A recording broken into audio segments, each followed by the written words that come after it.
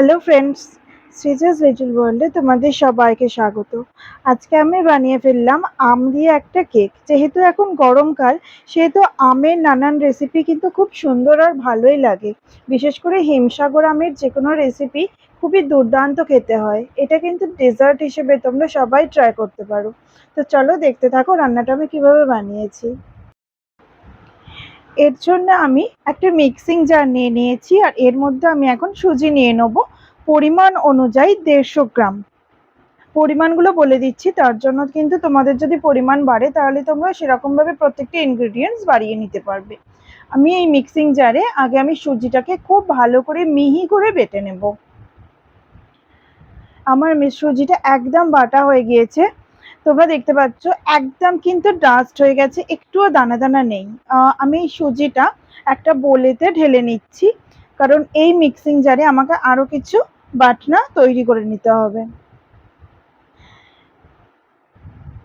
এই মিক্সিং জারে এবারে আমি নিয়ে নেব একটা আম। আমার এই রান্নাটা একটা আমে এনাফ, একটা আমেই আমার রান্নাটা কিন্তু কমপ্লিট হয়ে যাবে। আমি এর মধ্যে প্রথমে নিয়ে নেব চিনি। যতটা সুজি নিয়েছিলাম তার 1/4 চিনি নিলাম আমি। চিনিটা কিন্তু স্বাদ অনুযায়ী, যারা খুব বেশি মিষ্টি পছন্দ করো তারা আরেকটু চিনি বাড়িয়ে নিতে পারো।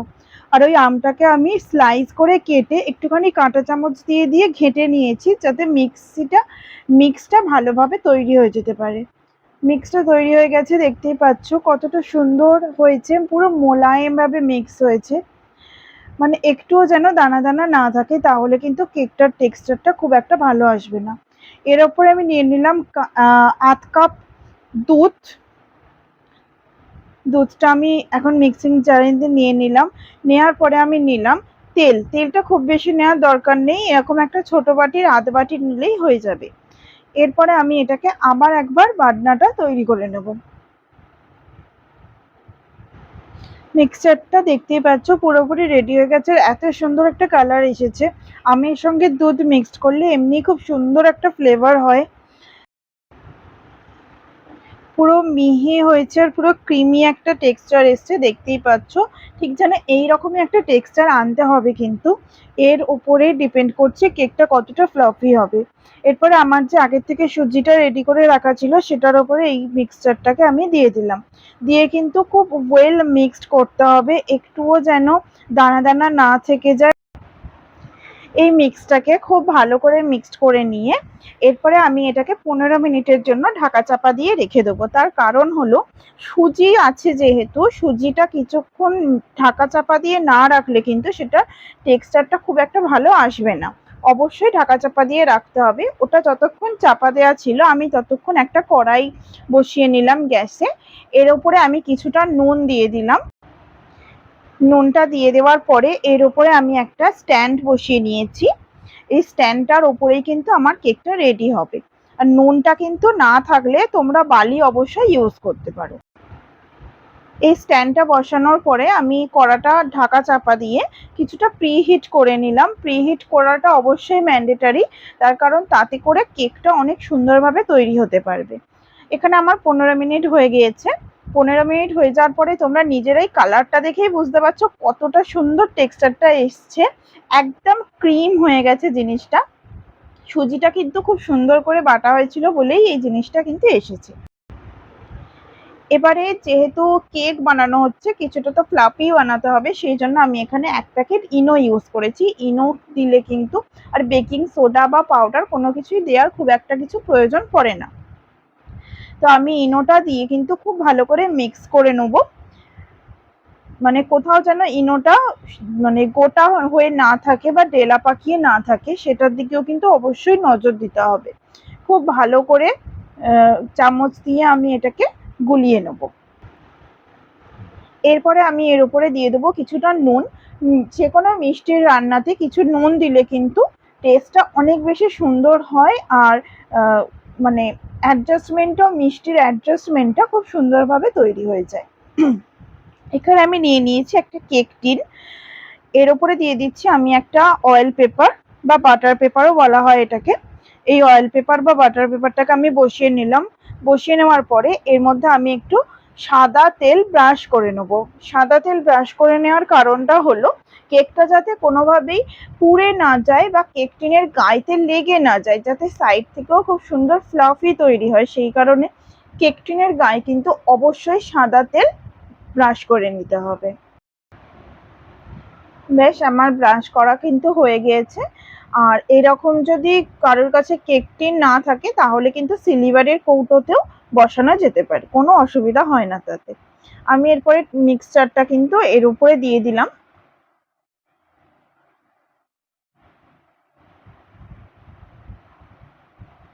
এর উপরে দিয়ে দেওয়ার পরে আমি এটাকে একটুখানি নাড়িয়ে নিচ্ছি, নাড়িয়ে চাড়িয়ে নিচ্ছি, তার কারণ যাতে এর ভেতরে কোনো রকম এয়ার বাবলস তৈরি না হয়। কারণ যখন কেকটা ফুলে উঠবে তখন যেন কোনোভাবে এয়ার বাবলস হলে কি হয়, ভেতরে বাষ্প ঢুকে যায়, তখন কিন্তু খুব ভালোভাবে ফোলে না জিনিসটা, সেই জন্য একটুখানি এটাকে নাড়িয়ে চাড়িয়ে নিতে হয়। নেয়ার পরে আমার যে কড়াটা বসানো ছিল সেই স্ট্যান্ডটার উপরে আমি এই কেক টিনটাকে বসিয়ে দিলাম। এটা এখন আমি 40 থেকে 45 মিনিটের জন্য বেকড হতে দেব। আমার 40 থেকে 45 মিনিট হয়ে গিয়েছে। হয়ে যাওয়ার পরে আমি একটা কাঠি দিয়ে এর মধ্যে গিঁথে গিঁথে দেখলাম যে কোনো রকম কিন্তু গায়ে লেগে যাচ্ছে না, তার মানে এটা বুঝে নিতে হবে কেকটা কিন্তু আমার অলমোস্ট রেডি হয়ে গিয়েছে। এরপরে কিছুটা ঠান্ডা হলে আমি এটাকে কড়াই থেকে তুলে নিয়েছি। তুলে নেওয়ার পরে তোমরা দেখতেই পাচ্ছ কালারটাও কত সুন্দর এসেছে।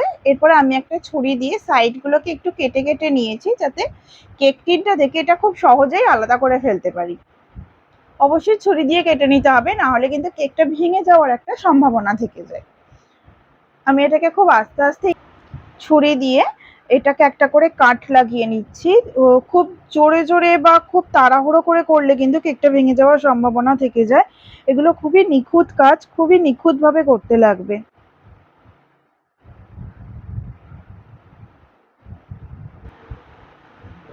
এরপরে কেকটাকে উল্টানোর পালা, কিন্তু আমি এই কেক টিনটাকে ধরে কোনো মতেই উল্টাবো না, তাহলে কিন্তু কেকটা ভেঙে যেতে পারে। কেক টিনটাকে সরিয়ে নিয়ে আমি থালাটা এর ওপরে উল্টিয়ে রাখবো।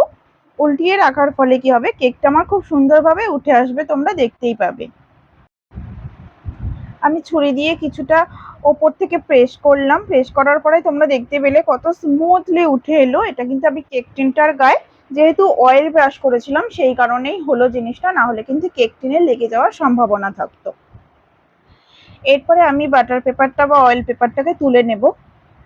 এটা তোলার সময় অনেক সময় ছিঁড়ে যেতে পারে, সেটা কিছু অসুবিধা নেই, কারণ এগুলো সিঙ্গেল ইউজেই ইউজ হয়, এগুলো কিন্তু দ্বিতীয়বার করে ইউজ করা যায় না কোনো মতেই। আর কেকটা এত নরম হয়েছে, আমি তোমাদেরকে কেক কাটিং করেও দেখিয়ে দেবো। কেকটা খেতে তো অসম্ভব সুন্দর হয়েছে, তোমরা দেখতেই পাচ্ছ কতটা সফট আর ফ্লাফি হয়েছে, পুরো স্পঞ্জের মতো। আর এর উপরে যদি, এগুলো কিন্তু অপশনাল, আমি কিছু ড্রাই ফ্রুটস মানে কাজু আর আমন্ডকে একটুখানি কুচো কুচো করে এর উপরে ছড়িয়ে দিচ্ছি, তাহলে কেক একটু বেশি সুন্দর খেতে লাগে। যেহেতু এর মধ্যে অনেকটাই চিনি দুধ এগুলো রয়েছে, সেই জন্য আমি আর কিশমিশটা অ্যাড করিনি, তার কারণ যে কোনো রান্না খুব বেশি মিষ্টি হয়ে গেলে খেতে খুব একটা ভালো লাগে না।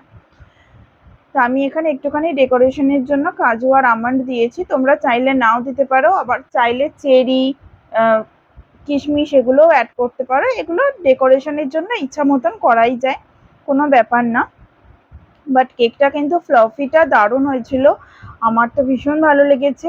আর তোমাদের যদি রান্নাটা ভালো লেগে থাকে অবশ্যই আমার চ্যানেলটাকে সাবস্ক্রাইব করে রেখো আর লাইক করো, আর কমেন্ট করে কিন্তু জানিও যে কেমন লেগেছে, কেমন হয়েছে তোমাদের। আমি এবারে কেকটাকে কাট করে দেখাবো।